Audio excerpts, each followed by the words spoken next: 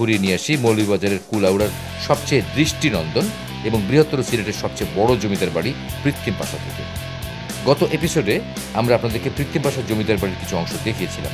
আজ দেখাবো পৃথিম পাশা জমিদারের বাকি ইতিহাস। আপনারা যারা ঘুরতে পছন্দ করেন এবং যারা টিভিতে ঘরে বসে আমাদের অনুষ্ঠানের মাধ্যমে বাংলাদেশ দেখতে পছন্দ করেন, তারা সবাই মন দিয়ে দেখুন।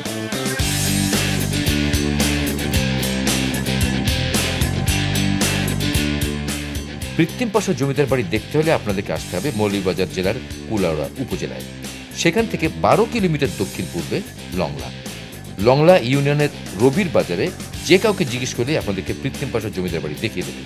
মনে রাখবেন, পৃথিম পাশা জমিদার বাড়ি মৌলভীবাজার তথা বৃহত্তর সিলেটের সবচেয়ে আকর্ষণীয় এবং ঐতিহাসিক জমিদার বাড়ি, যা এখনো শক্ত সামর্থ্য দাঁড়িয়ে আছে আপনার আসার অপেক্ষায়। আর আমরা এসে গেছি সেই জমিদার বাড়ি গেটে। বাংলালিংক, বাংলার পথে। 1449 সালে পারস্যের রাজবংশীয় সকি সালামত খান নামে এক ব্যক্তি সংসারের প্রতি বিতরাগ হয়ে দেশ ত্যাগ করে সম্রাট সিকান্দার লোদী শাসনকালে দিল্লিতে আসেন। সম্রাট সালামত খাঁর পরিচয় পেয়ে তাকে সচ্ছল জীবন ধারণের জন্য কুলাউড়ার লংলার পৃথিম পাশায় জায়গা প্রদান করেন। সকি সালামত খাঁ পৃথিম পাশার প্রথম জমিদার।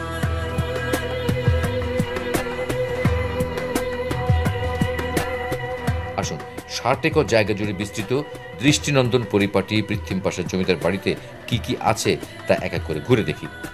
জমিদার বাড়িতে ঢুকতেই হাতের বামে বিশাল দিঘিটি দেখা পাবেন। দিঘিতে 3টি বড় এবং একটা ছোট ঘাট আছে। এই ঠাটা রোদে দিঘির ঘাটে বসে টলটলে পানির দিকে তাকালেই আপনার ভিতরে একটা প্রশান্তি অনুভূত হবে। দিঘির পশ্চিম পাড়ে জমিদারের সকল স্থাপনাগুলো সারিবদ্ধভাবে আছে, আর পূর্ব পাড়ে আছে পারিবারিক কবরস্থান। দেখেন, একটা শিল্পকর্ম, বট গাছের শিল্পকর্ম। এরকম একটা শিল্পকর্ম তৈরি হতে মোটামুটি 100 বছর লাগে, কারণ ভিতরে একটা ঘর ছিল, ঘরটা চারিদিক দিয়ে বট গাছ হয়ে গেছে বড়। ঘরটা এখন নেই, কিন্তু বট গাছটা ঘরের শেপে আছে। আসেন সেই ঘর থেকে বট গাছ।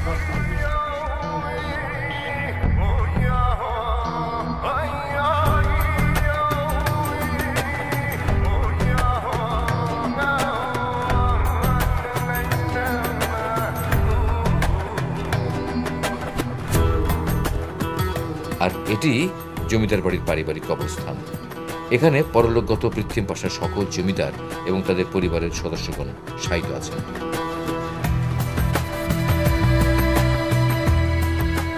এই দিঘির দুই পাড়ে 2টি মাজার আছে। হাজি খাঁ ও শাহ ডিঙির মাজার দুটো দেখতে গতানুগতিক মাজারের মতোই নয়।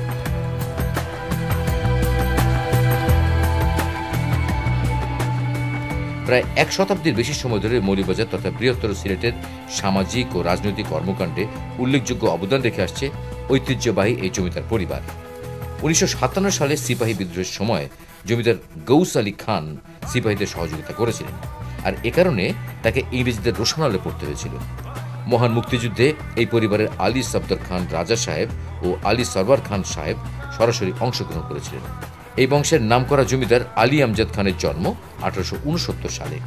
তার পরোপকারিতা ও দানশীলতার সুখ্যাতি লোকমুখে এখনো নন্দিত।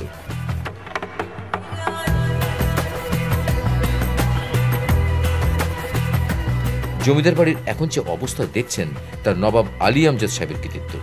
আর আপনারা দেখছেন আলী আমজাদ খানের তৈরি পৃথিম পাশা জমিদার বাড়ির মসজিদ।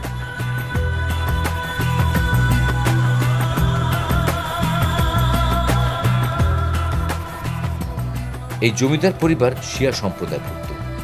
মসজিদের পাশাপাশি এখানে একটা সুন্দর ইমামবাড়াও রয়েছে।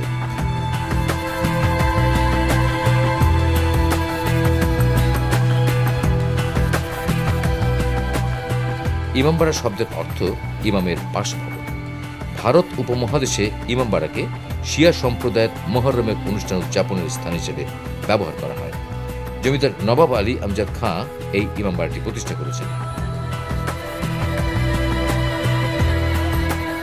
এখানে মহিলাদের বসার স্থান।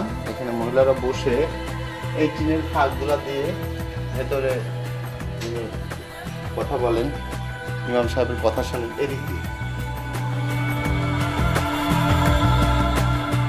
উমাইয়া খলিফা মুয়াবিয়ার পুত্র এজিদের হাতে 10 মুহররম হযরত মুহাম্মদ সাল্লাল্লাহু আলাইহি ওয়াসাল্লামের দৌহিত্র ইমাম হোসেন রাদিয়াল্লাহু তাআলা আনহু শাহাদাত বরণ করেন। আর এ কারণে মহররম মাসের প্রথম 10 দিন শিয়া সম্প্রদায়ের মানুষ শোক দিবস পালন করে। এই 10 দিনকে আশুরা বলা হয়। মহরমের দিন ইমামবাড়াকে কেন্দ্র করে শিয়া সম্প্রদায় কারবালার কাহিনী বর্ণনা, মর্শিয়া আবৃত্তি, শোক মিছিল ও মাতম করে। চলুন বন্ধুরা, এখন দেখে আসি কৃত্রিম পাশা জমিদার বাড়ি। এখানে 2টি জমিদার বাড়ি আছে।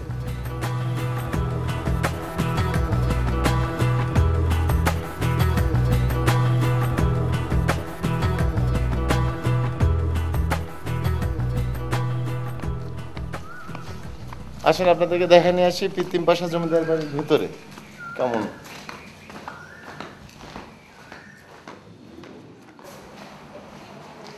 ইনি হচ্ছেন আলী আমজদ সাহেব। এই বংশের শেষ জমিদার আলী আমজদ খাঁয়ের কথা আমরা আগে বলেছি। তিনি ছিলেন দানশীল, পরোপকারী, গুণী একজন মানুষ। 1874 সালে তিনি সিলেট শহরের সুরমা পাড়ে একটা বিশাল ঘড়ি নির্মাণ করেন, যা এখনো আলী আমজদের ঘড়ি নামে পরিচিত। বাংলা পথে আমরা অনেক জমিদার বাড়ি করে বেরিয়েছি, কিন্তু মৌলভীবাজারের কুলাউড়ার এই কৃত্রিম পাশা জমিদার বাড়ির মতো সাজানো গোছানো এবং জীবন্ত জমিদার বাড়ি আর একটিও দেখিনি। কৃত্রিম পাশা জমিদারের পারিবারিক উদ্যোগেই বাড়িটি সংরক্ষণ করা হচ্ছে। এখানে একটা মসজিদ, একটি ইমামবাড়া, 2টি জমিদার বাড়ি, একটা বিশাল দিঘি, মাজার সহ আছে অনেক কিছু, আছে অনেক ইতিহাস। এই জমিদার বাড়িতে দেখতে প্রচুর দর্শনার্থী আসেন, এমনকি অনেক বিদেশি রাষ্ট্রপ্রধানেরা এখানে এসেছেন এবং রাত্রি যাপন করেছেন।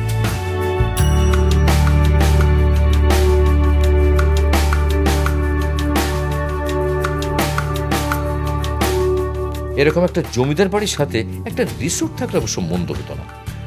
রাজকীয় কায়দায় একটা দিন অতিবাহিত করতে কে না চায় বলুন? জমিদার পরিবার বিষয়টি ভেবে দেখতে পারেন। মৌলভীবাজারে বেড়াতে এলে আপনি কৃত্রিম পাশা জমিদার বাড়িটি বেরিয়ে যেতে পারেন। বাংলার পথে।